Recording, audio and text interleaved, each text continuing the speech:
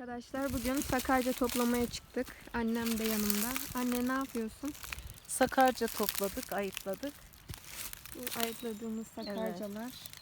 Sakarcalarımız çok sağlıklı, çok besleyici bir bitki. Yeşillik. Böyle ayıtlıyoruz. Nasıl ayıtlandığını da çekelim Feyza Nur. Böyle. Bunları baban söktü. Ben de böyle ayıtlıyorum. Böyle topraklı yerini kesiyoruz. Şöyle şey yapıyoruz bu şekilde. Şuralarda sarı bölgeleri varsa kesiyoruz. Bu şekilde böyle. Bunların topraktan sökülmemiş hali ise şöyle mesela bunlar sakarcalar. Toprağıyla birlikte anladığım kadarıyla alınıyor. Sen ablanı da çek. Nasıl söktüğünü göstersin. Bir sen abla.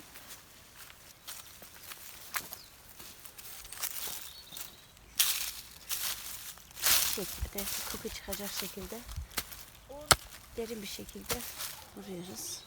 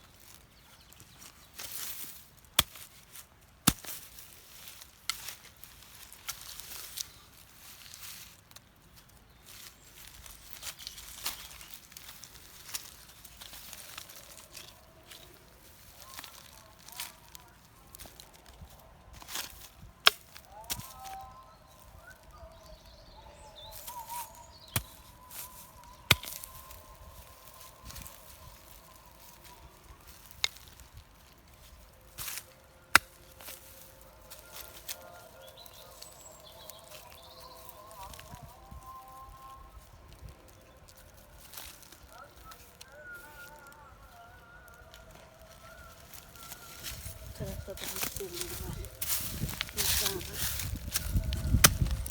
Biraz derin vurmam gerekiyor. Kökü sağlam çıkması için.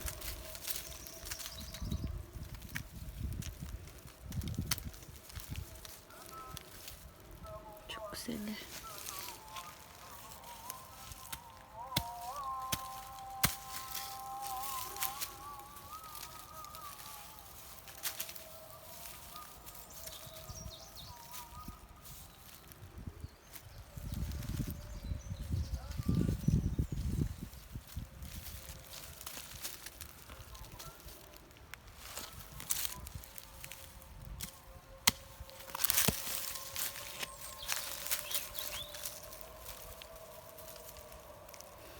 Bu taraftakiler daha güzel insanlar.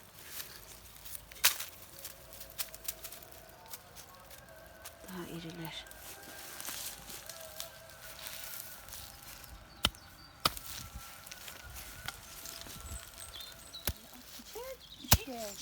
Şuradan Ya da ben görmedim.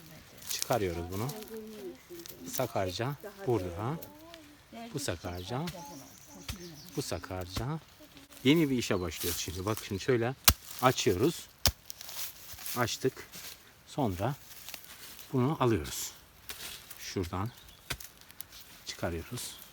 Şunları da alın. Satarım. Şöyle. Şimdi bakın burada sakarcayı bulduk. Buraya koyuyoruz onları.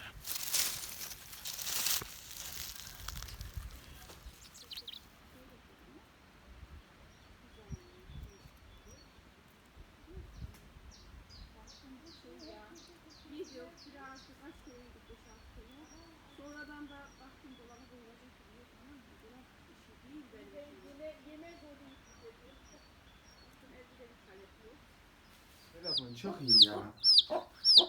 Benimki çekse şunu.